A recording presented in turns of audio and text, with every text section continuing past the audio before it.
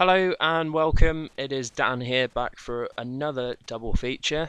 This week I watched Stepmom and The Stepfather, which was an interesting mix to say the least.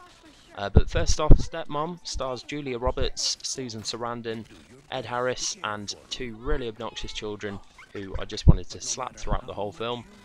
Gina, or Jenna Malone, who you might recognise from the Hunger Games, is one of the kids. But this was directed by Chris Columbus, who's done some really good films in his time. He did Home Alone, Mrs. Doubtfire. He even wrote The Goonies and Gremlins. So yeah, I'm usually a fan of his work, but this film was cheesier than a fondue. But both of the mothers each live in multi-million-dollar homes in New York, despite hardly ever working. It was all just really over-heightened, over-sentimental, and predictable. And for the whole film, Julia Roberts just puts up with a ton of shit from everybody. Basically, she'll do something wrong with the kids, like not wash the right clothes or forget to take them somewhere. The kids abuse her for it, and then Susan Sarandon will just abuse her again. Oh, and Sarandon's character has cancer as well, so expect a real barrel of laughs. But Ed Harris just kind of stands there and lets everything sort itself out naturally, which of course they do. But to me, it didn't make any sense why Julia Roberts' character would stay with such a horrible, dysfunctional family. The boys' thing is that he's really into magic, and the girls' thing, I'm not sure, she's just a moody cow. But the soundtrack is really cheesy as well. I mean, there's not one but two sing-alongs to Ain't No Mountain High Enough. I don't think I ever want to listen to that again. It's fair to say I didn't enjoy this one at all. I'm by no means the target audience, of course, but from Chris Columbus I probably have higher expectations. But I was certainly in the mood to get on with the next one, especially after really random scenes like this one. What's the matter? I killed her. Killed her. Yeah, I did say those kids were a bit weird, but yeah, next was The Stepfather, the original from 1987.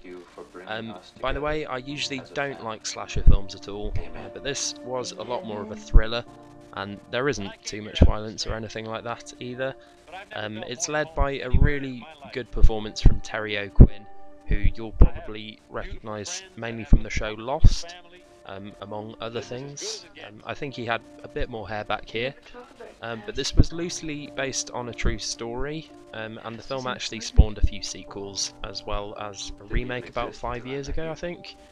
In the very cold opening, you know that he's a bad guy from the offset, but he's able to manipulate a new family, and you just kind of get the feeling that he's eventually going to try and kill them as well. But Jill Sholin, who plays the daughter, is the only one that really suspects that he's a bad dude, and she's actually quite good in this one as well. She was engaged to Brad Pitt at the same time this film was out as well, but I think their careers took two slightly different paths. Slasher fans might be a bit disappointed, but it is quite a thrill, especially in the third act where everything starts falling apart. Obviously, The Stepfather was certainly the better film of the two in my opinion, but I still thought combined they made a really good double feature. So yeah, as always, I'm just going to leave you with one of my favourite scenes from the film, but thank you for watching once again, and feel free to suggest any double features you might want to see in the future. But thank you, cheers!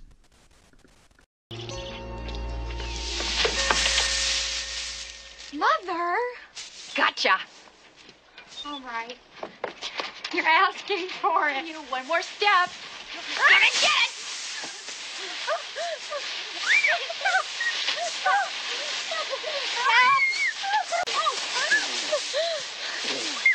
How could it feel, Gwen? Truce? Oh, truce. Help your old mother up.